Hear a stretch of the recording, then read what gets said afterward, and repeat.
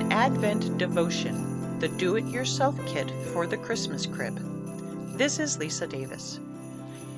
December 17th, the donkey. Bring the donkey to the crib. Offer to the divine infant your bodily strength. Use it in the service of others. Jesus, accept my service of love. I offer it for those who do not love you. Nota bene. Saint Francis of Assisi, founder of the Order of Friars Minor, commonly known as the Franciscans, associated everything in life with humble service to God. In his beautiful poetic prayer, The Canticle of the Sun, he praises God for the gifts of nature, referring to them as brother sun, sister moon, brother wind, and so on. But the lowliest of all, he would refer to his own body as brother donkey, understanding it as a beast of burden, beneficial only insofar as God could load it down and make use of it. One of our greatest models of humility among the saints, he chose the humblest of creatures to equate himself with. But when we consider the donkey in the stable at Bethlehem, isn't this actually high praise, that a donkey was chosen to serve the Holy Family so closely? The greater the gifts we receive, said St. Francis, the more humble we must be. Without humility, no virtue is acceptable to God. Such an honor almost had to come on the back of great humility. I give you the donkey. Not generally considered a glamorous animal, donkeys, also called burros, are not especially attractive, and they bray in a humorously annoying way, nothing like the high-bred neighing of a proper horse.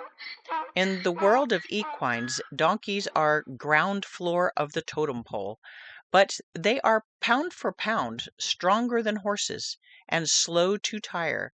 They are generally affable and easily managed, and the more affordable option for a pack animal for the common people in first-century Palestine. But the best thing about donkeys? It was a donkey that carried the King of Kings and the Blessed Mother, along with all their travel gear, on the journey from Nazareth to Bethlehem, then to Jerusalem for the circumcision, and then to Jerusalem again for the presentation at the temple, then all the way to Egypt to escape Herod, and back home to Nazareth. This was no small task for a little donkey.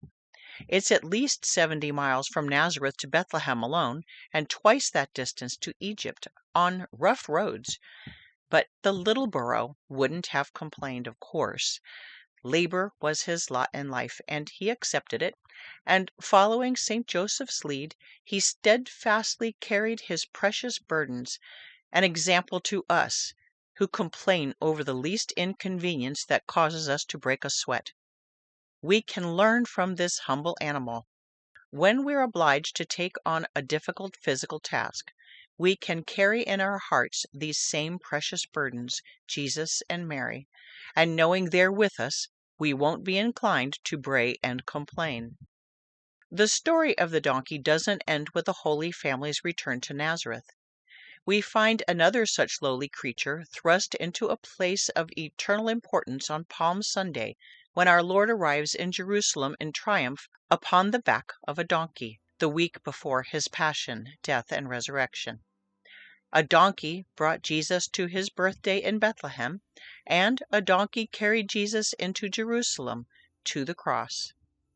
Legend tells us that it's this work of service for our Lord that left the mark of the cross upon the backs of all its descendants since.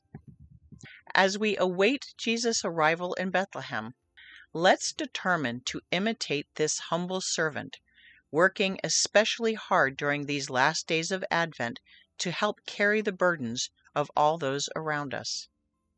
And because I can't resist sharing it, here's the poem from G.K. Chesterton, The Donkey. When fishes flew and forests walked and figs grew upon thorn, some moment when the moon was blood, then surely I was born. With monstrous head and sickening cry and ears like errant wings, the devil's walking parody of all four-footed things.